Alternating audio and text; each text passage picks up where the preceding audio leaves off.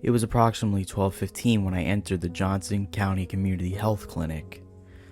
I was there for an appointment I had set up weeks ago, just a routine checkup. It wasn't a new place for me. I had been there a couple times before.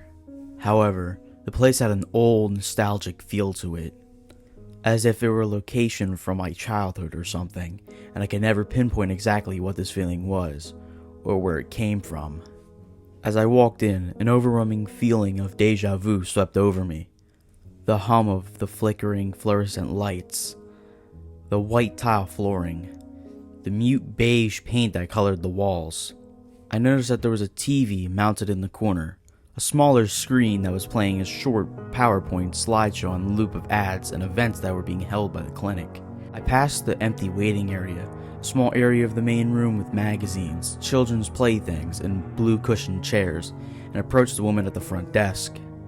She was sitting in her bluish-gray office chair, looking at a spreadsheet on the same Windows XP desktop they've had since 2008. There was a sign-in sheet on the counter in front of me. "Hi, I have an appointment with Dr. Pebbins?" I asked. What time? 12:30, I replied. She began typing something into her keyboard. Yes, she responded. Gary Johnson? Mm-hmm. Yes, I'll tell the doctor. Please fill this out. She handed me a clipboard which held a simple fill-out form. I walked back to the waiting area, took a seat, and began to fill out the form. I was about halfway done with filling in my information when I slumped back in my chair. I hadn't gotten much sleep the night prior, and I was exhausted. As I slumped back, I noticed something very peculiar. My head never hit the wall. In fact, it felt like it went in. I got up, quite frightened, and looked at the wall. Nothing. Not a single hole or dent had been made in the wall by my head. So I reached to touch the wall, and my fingers went through it. I recoiled in shock. What the hell was that? I thought, as I reached to touch the wall again, only to find my fingers clipped through once more. Then suddenly, I lost my balance, tripped, and fell directly through the wall. I fell face first onto some dirty tan carpeting. Upon getting back up, I realized that it was a completely different room. Well, not really a room per se, more so a set of rooms, all of which were connected by openings. The walls were covered in gross tan patterned wallpaper. There was also an overwhelming stench of moist carpet.